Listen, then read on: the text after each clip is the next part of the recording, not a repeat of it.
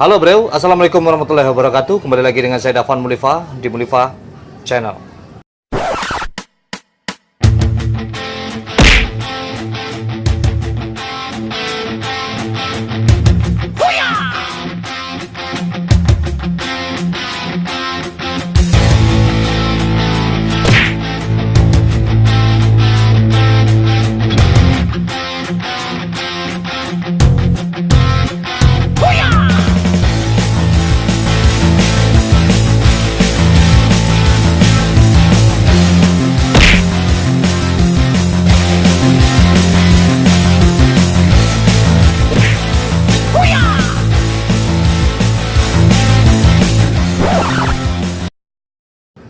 Kali ini saya akan bercerita tentang kerajaan Paksi Skalabrak yang ada di Lampung.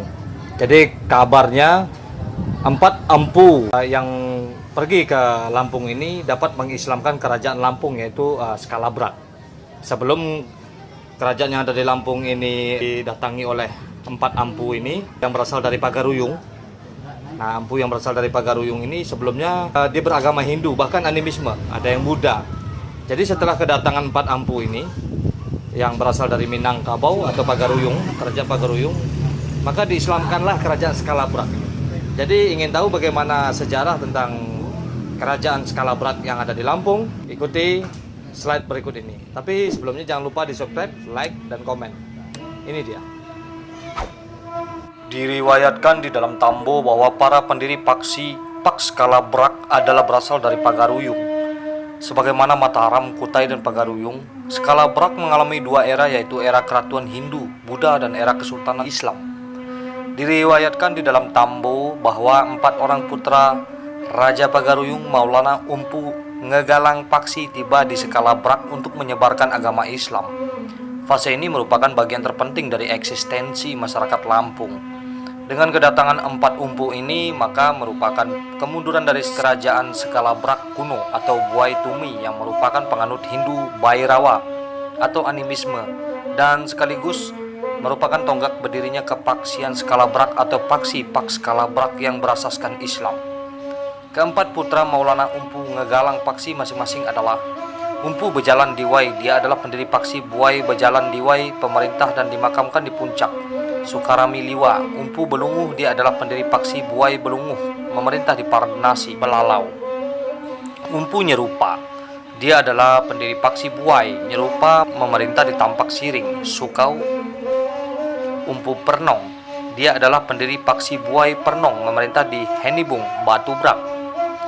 Lambang Paksi Buai Bejalan Diwai Umpu berasal dari kata ampu, seperti yang tertulis pada batu tulis di Pagaruyung yang bertarik 1358. Ampu Tuan adalah sebutan bagi anak raja-raja Pagaruyung Minangkabau. Setibanya di Skalabrak, keempat ampu bertemu dengan seorang muli yang ikut menyertai para umpu, dia adalah Si Bulan.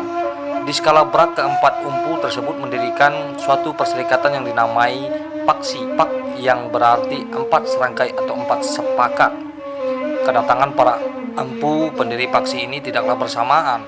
Berdasarkan penelitian terakhir diketahui bahwa menyebarnya agama Islam dan pembaruan adat dilakukan setelah kedatangan Empu Belunguh ke Skalabrak yang memerangi Sekerumong dan akhirnya dimenangkan oleh Perserikatan Paksi. Sehingga dimulailah era Kesultanan Islam di Skalabrak. Sedangkan penduduk yang belum memeluk agama Islam melarikan diri ke pesisir Krui dan terus menyeberang ke Pulau Jawa dan sebagian lagi di daerah Palembang. Raja terakhir dari Buai Tumi Skalabrak adalah Kekuk Suik sebagai anak laki-laki dari Ratu Sekogumong, dengan wilayah kekuasaannya yang terakhir di pesisir selatan Krui, Tanjung Cina. Dataran Skalabrak akhirnya dikuasai oleh keempat Paksi yang disertai Si Bulan. Maka Skalabrak kemudian diperintah oleh keempat Paksi dengan menggunakan nama Paksi Skalabrak. Inilah cikal bakal kepaksian Skalabrak yang merupakan puyang bangsa Lampung. Kepaksian Skalabrak mereka bagi menjadi 4 marga atau kebuayan, yaitu Umpu Bejalan Diwai memerintah daerah Kabahang dan Balik Bukit dengan ibu negeri Puncak. Daerah ini disebut dengan Paksi Buai Bejalan Diwai. Umpu Belunguh memerintah daerah Belalau dengan ibu negerinya Kenali. Daerah ini disebut dengan Paksi Buai Belunguh. Umpu Nyerupa memerintah daerah Sukau. dengan ibu negeri Tapak Siring. Daerah ini disebut dengan Paksi Buai Nyerupa. Umpu Pernong memerintah daerah Batu Brak dengan ibu negeri Henibung. Daerah ini disebut dengan Paksi Buai Pernong. Sedangkan Si Bulan mendapatkan daerah Canggiring. Namun kemudian Si Bulan berangkat dari Skalabrak menuju ke arah Matahari Hidup, dan daerah pembagiannya digabungkan ke daerah Paksi Buai Pernong karena letaknya yang berdekatan. Bendera lambang Paksi Buai Belungu Pakusuka atau Pakis Hutan.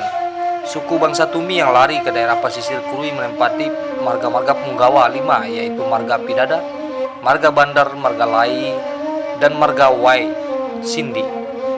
Namun kemudian dapat ditaklukkan oleh Lemia Ralang Pantang yang datang dari daerah Danau Ranau dengan bantuan 5 orang Punggawa dari Paksi Paks Kalabrak.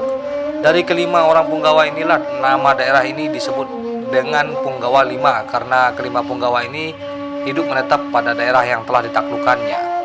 Agar siar agama Islam tidak mendapatkan hambatan, maka pohon belasa kepampang itu akhirnya ditebang untuk kemudian dibuat pepadun. Pepadun adalah singgasana yang hanya dapat digunakan atau diduduki pada saat penobatan sai batin raja-raja dari Paksi Paks Kalabrak serta keturunan-keturunannya. Dengan ditebangnya pohon belasa kepampang ini merupakan pertanda jatuhnya kekuasaan suku bangsa Tumi, sekaligus hilangnya paham animisme di kerajaan Skalabrak. Sekitar awal abad ke-9 Masehi, para Saibatin di Skalabrak menciptakan aksara dan angka tersendiri sebagai aksara Lampung yang dikenal dengan Hat Lampung. Pohon yang disembah suku Tumi ada dua makna di dalam mengartikan kata pepadun, yaitu dimaknakan sebagai papadun yang maksudnya untuk memadukan pengesahan atau pengakuan untuk mentahbihkan bahwa yang duduk di atasnya adalah raja.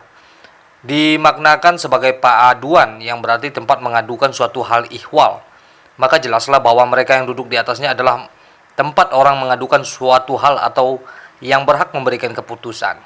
Ini jelas bahwa fungsi pepadun hanya diperuntukkan bagi raja-raja yang memerintah di Skalabrak. Atas mufakat dari keempat paksi, maka pepadun tersebut dipercayakan kepada seseorang yang bernama Benyata untuk menyimpan, serta ditunjuk sebagai bendahara Pakon Luas, Paksi Buai Melunguh, dan kepadanya diberikan gelar raja secara turun-temurun.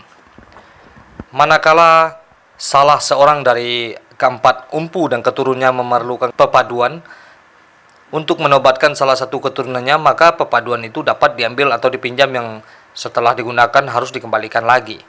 Adanya bendahara yang dipercayakan kepada Benyata semata-mata untuk menghindari perebutan atau perselisihan di antara keturunan-keturunan Paksi Paks Kalabrak di kemudian hari. Pada tahun 1939 terjadilah perselisihan di antara keturunan Benyata memperebutkan keturunan yang tertua atau yang berhak menyimpan pepadun. Maka atas keputusan kerapatan adat dengan persetujuan Paksi Paks Kalabrak dan Kersidenan, pepadun tersebut disimpan di rumah keturunan yang lurus dari Empu Belunguh hingga sekarang. Itulah cerita tentang masuknya Islam ke Lampung oleh 4 orang umpu berasal dari Minangkabau atau Kerajaan Pagaruyung. Oke, jadi kayak gitu saudara semuanya. Jadi 4 ampu ini cikal bakal dari kerajaan Paksi Skalabrak. Nah, jadi tetap dari Minang. Jadi Minangkabau ini memang banyak sekali berpengaruh untuk kerajaan yang ada di Nusantara ini, khususnya kerajaan yang ada di Lampung, Paksi Skalabrak ini.